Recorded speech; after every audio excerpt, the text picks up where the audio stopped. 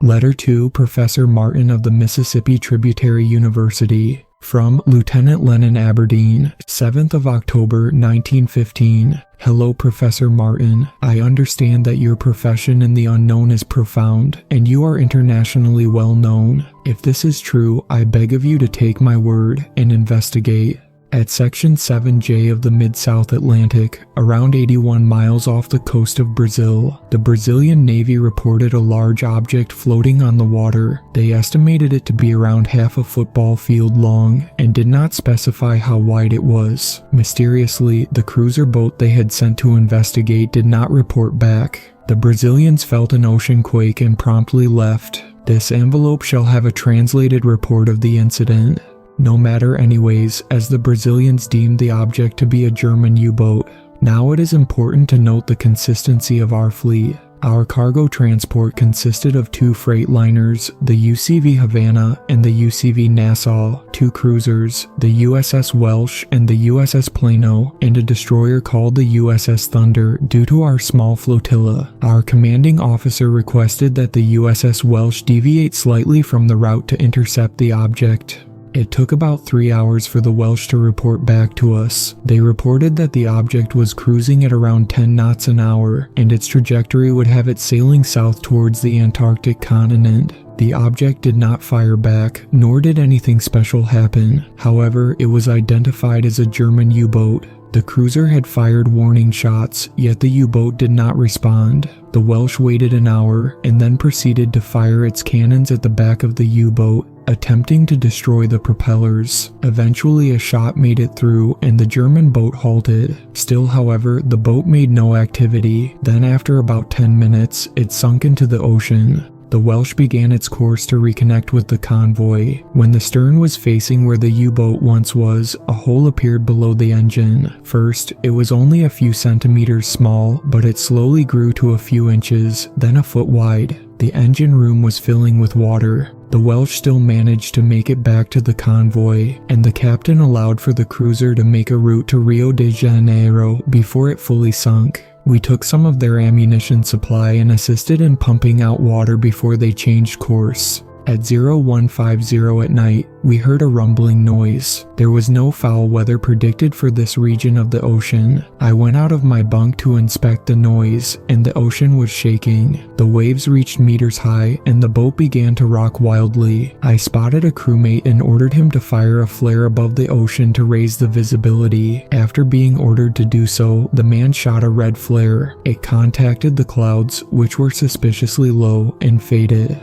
I then told the man to come to the bridge with me. Reaching the bridge was a treacherous journey. The waves rose higher, and each step felt like walking on a rope bridge in high winds. I come from Maine and have experienced many storms at sea. None was as terrible as this. Upon reaching the bridge, we checked our speed. There must have been a strong current dragging us, as we were going 20 knots above maximum speed. I radioed the only other cruiser, the USS Plano. The Plano reported that the entire crew was awakened by the storm, and their reported speed was 40 knots. From the bridge, I saw the radio operator on the deck. He was waving towards us and was making his way up. The poor soul should not have been so careless. A large wave converged over us and threw him off the boat. The man next to me had a look of horror on his face. I told him to sit down and hold himself down. The captain radioed us, saying that the weather was causing both freight liners to bring on too much water. He informed us that the fleet will be heading towards a port in southern Brazil to wait out the storm.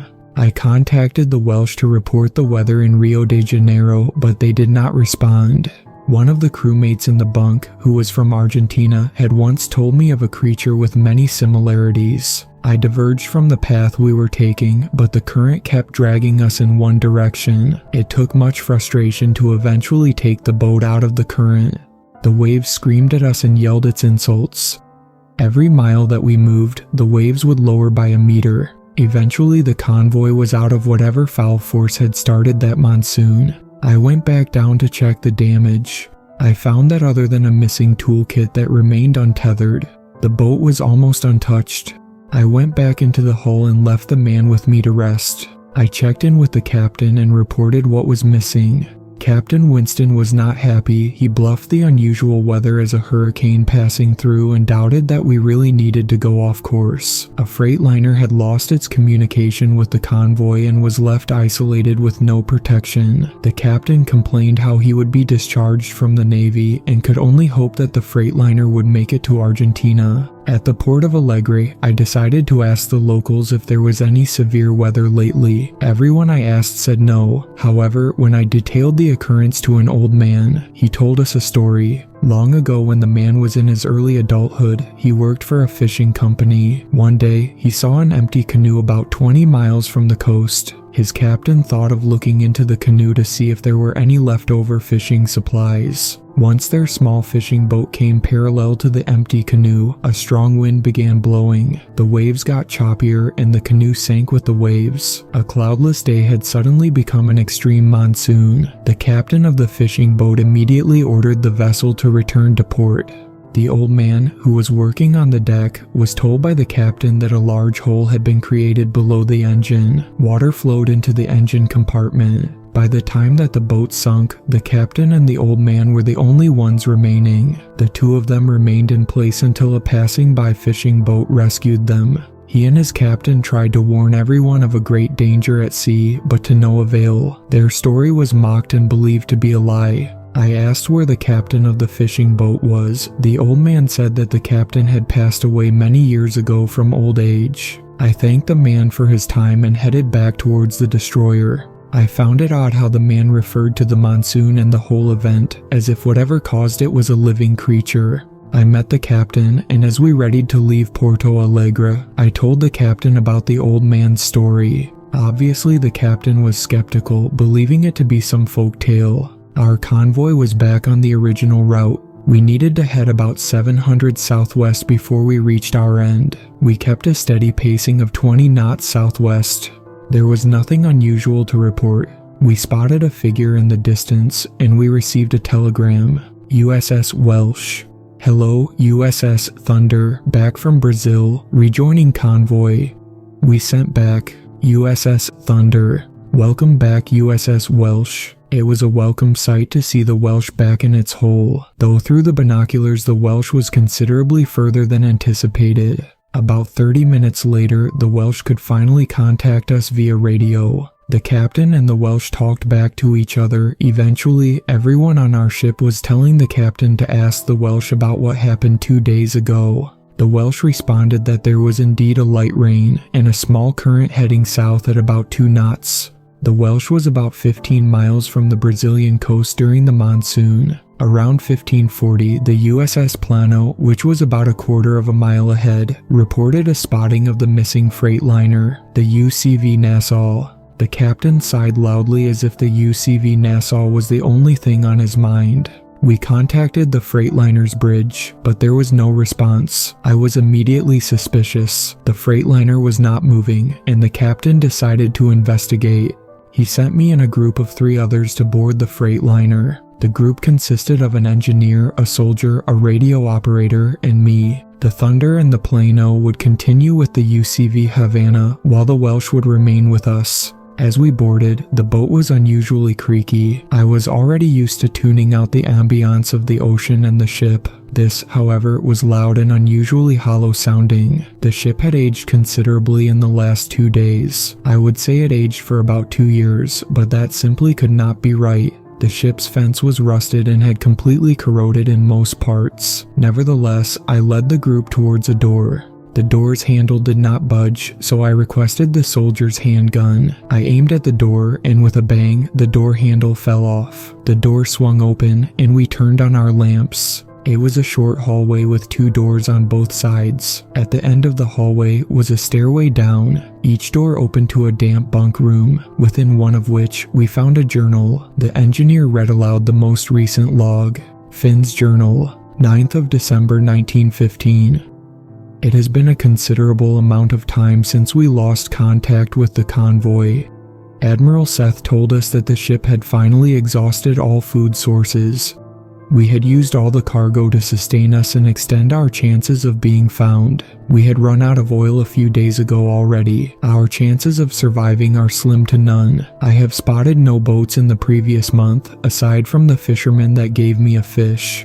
We are at least capable of catching water. There is currently a large storm outside, probably a monsoon or a hurricane. Hopefully, the rain will last a while. I recall that when we read that journal, it was the 10th of October 1915. Either they were not aware of the date, or something sinister is at play. We stood around in confusion. The journal made no sense to us. It explained why the boat had no power and why the cargo was gone. However, it did not explain why the ship was in such ruins. I would prefer not to think about it too hard. The soldier turned around quickly. It scared us, but nothing was behind us. He said that he heard a noise near the brig. He was the only person to have noticed anything, but he seemed insistent to investigate. Before we could make a vote on it, he walked out of the room and down the stairs. The rest of us were hesitant to go down, but once the light no longer reached him, his footsteps were void. I did not want to go down, and neither did the others. That was the last that we heard from the man. After searching the rest of the bunks, we found nothing of interest. We stepped out of the boat. We were still uneasy from the disappearance of the man, but after the last man left the interior, we met with nothing. It was pitch dark outside, so I checked my watch. It was midnight, and the Welsh was nowhere in sight. Suddenly, a blinding light switched on. The Welsh was right next to us. We jumped, but then realized it must have been a cruel joke. They laughed as we stepped back onto the Welsh. However, as we left, the UCV Nassau right behind us was no longer in sight. This concerned me, and I remembered the first part of the old man's story. I tried to bring up my concern to the captain, and he seemed slightly concerned as well. It was too late to do anything though. As the wind blew, the crewmates chattered their teeth. The wind turned to a sour freezing temperature, and hail began to bombard the ship.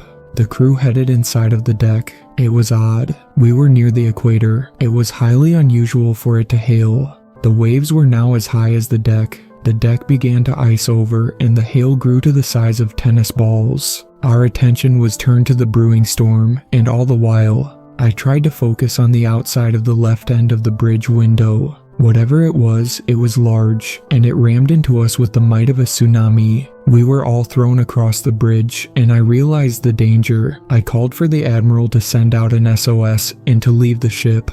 The crewmates were lined up at the life rafts, a line of arms up to the sky. Eventually, I managed to board a raft. We dropped down and rowed away. From the raft, I saw the interior lights of the Welsh. The Welsh had multiple large holes in the hull, and whatever large thing that had rammed the Welsh was bringing the Welsh down with it.